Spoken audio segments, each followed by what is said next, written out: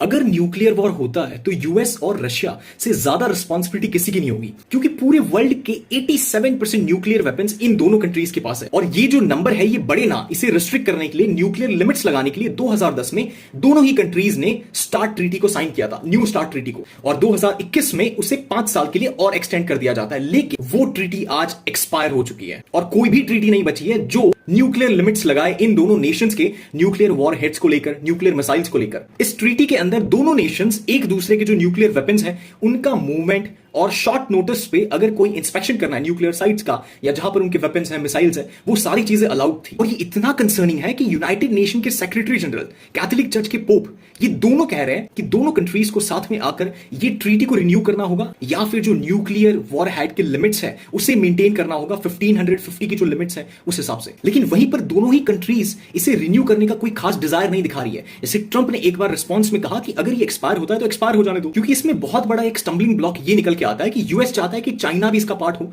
Russia चाहता है कि फ्रांस और यूके को भी इसका पार्ट बनाया जाए। और अगर ये पूरी कहानी नहीं बनती है तो 1970 में साइन हुई एनपीटी, नॉन प्रोलिफरेशन ट्रीटी, भी वल्नरेबल हो जाती है, क्योंकि एनपीटी का तो फाउंडेशन है कि जिन नेशंस के पास में न्यूक्लियर वेपन्स नहीं है वो उन्हें अक्वायर नहीं करेंगे, और जिन नेशंस के पास में न्यूक्लियर वेपन्स है वो उन्हें रिड्यूस करेंगे या फिर एक न्यूक्लियर लिमिट्स लगाएंगे। लेकिन जब ये ट्रीटी एक्सपायर हो जाती है, उसके बाद में कोई न्यूक्लियर लिमिट्स नहीं है, तो फिर वो नेशंस जिन्होंने एनपीटी साइन की थी वो कैसे कंप्लाई कर पाएंगे? यानी कि एनपीटी के पूरे फाउंडेशन पे क्वेश्चन उठ जाता है। रशिया टॉर्पीडो टेस्ट कर रहा है, यूएस गोल्डन डोम बना रहा है, लेकिन ये सारी चीजें without a nuclear treaty, without a nuclear limit can lead to a fallout. Near future में तो नहीं लग रहा है कि दोनों नेशंस ट्रीटी को रिन्यू करेंगे, और जब तक ये नहीं होता है तब तक एक पीरियड ऑफ वोलेटिलिटी, अनसर्टेनिटी और न्यूक्लियर लिमिट्स का ब्रीच होने का डर हमेशा रहेगा। What do you think? Comment down.